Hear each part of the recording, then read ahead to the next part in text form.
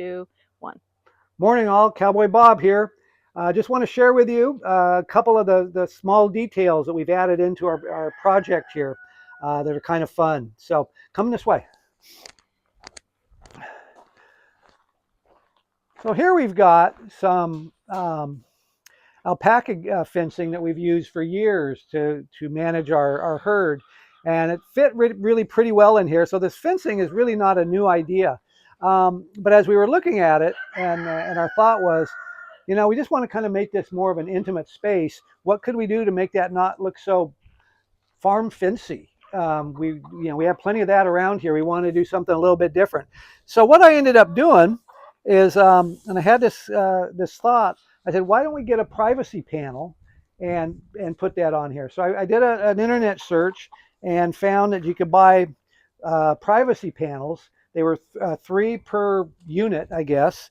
And they assemble together. So I bought 2 units or 2 packages. So I got 6 panels, and I didn't use any of the framework. I didn't use any of the nuts and bolts or anything.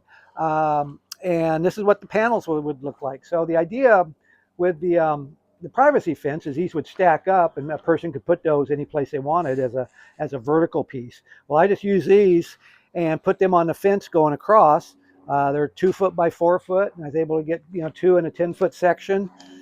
Did that on both sides, and then for this one here, it was a little bit this was the panel was longer than the gate, so I was confronted with either cutting it short, and coming to my rescue is Cowgirl Kim, and she says, well, just put it vertically. She said that'd look awesome, and so that's what we did. So I've got those on there. I've got them with real heavy duty zip ties or tie wraps that work really well. Show those.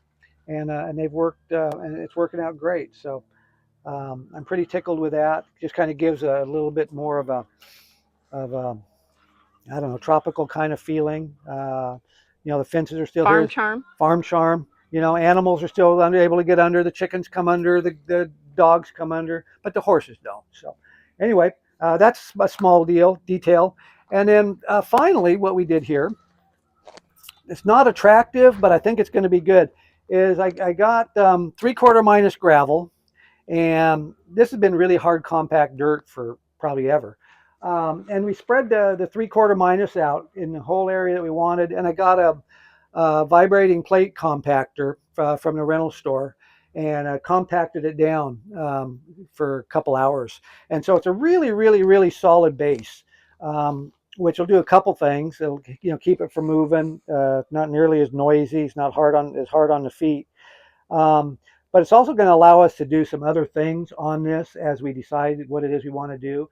We might put a crushed 1/4 minus on it, make it a little finer. We could put some, like decomposed granite on it. We've talked about maybe getting some outdoor rugs and doing a series of rugs on top of this. And I've also got some other rock ideas that wouldn't necessarily cover the whole thing, but I would call it top seating with, really kind of a rainbow or a black and white kind of small river rock, and just kind of top seat it all, kind of just blend it in.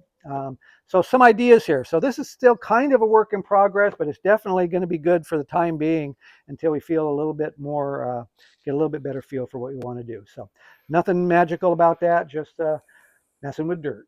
All right, everybody, thanks for stopping by.